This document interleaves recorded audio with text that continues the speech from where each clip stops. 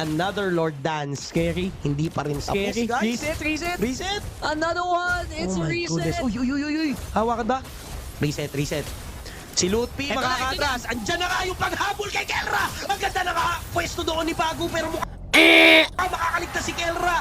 Ang ganda ng kanyang Oh ginawa. my God! Makaka-flicker out. Makakataka siya. Andyan yung save coming from Kiboy.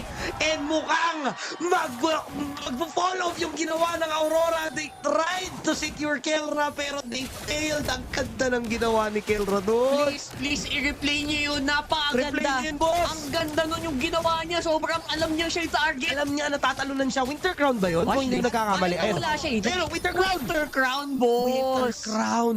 Alam niyang maggugo.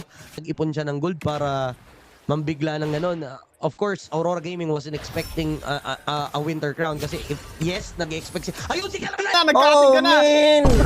Ano ba? Flicker, gagamitin, Wow. burned. Oh, even the Avatar of the Guardian is burned and magkakaroon ng Lord. Pero nagamit na ng Aurora yung conceal nila. Oh, look at this. May pinaplano yung Onyx.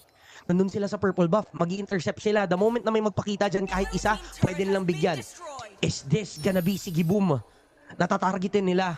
Medyo delikado at risky yung ginagawa ng Delicates Onyx yan, dito. boss. Nakaangat din yung minion sa bandang ibaba. Now's the perfect time to blitz the Lord. Wala At si mukhang ang gagawin nila Kyrie, ay talagang hahabulin kung sinong pwedeng habulin. Pero mukhang haabot si Kyrie. Mabot Sa na atin mabot. ang Lord Blitz. Hero versus hero lang. Sino Lunar! ba ang bibigyan? Kaya niya bang i-take yung damage? Avatar of the Guardian, sino tatamaan? Wala dahil makakatras si Giboom. Andiyan yung mga chrono dashes. Napakasakit na rin talaga ng Aurora Gaming. Sino kaya unang tutumba? That's gonna be Bago going down. Pero dandun din naman yung pag-pick off nila kay Kiboy. Tuloy pa rin ang labanan. Lunar medyo low. Immortality pop onto Tienzi. Aray mo! Mabibigyan ba si Tenzi? Si Tienzi ay tutumba. Ngayon, dalawa na lang ang matitira in Onyx. Indonesia might end this right here and right now. They have 4 members left. Maglo-lord sila para sure ball. Depensa malala ang Aurora. Baka hindi nyo napansin, guys. 22 minutes na tayo halos. That means yung mga death timers nila mahigit 1 minuto na.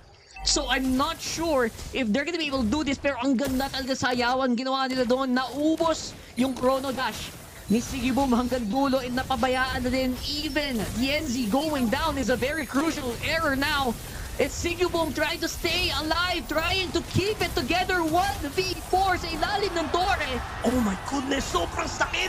Dahil 4 nga yung miyembro na nakaharap sa kanya and Onyx will force game 5! No way.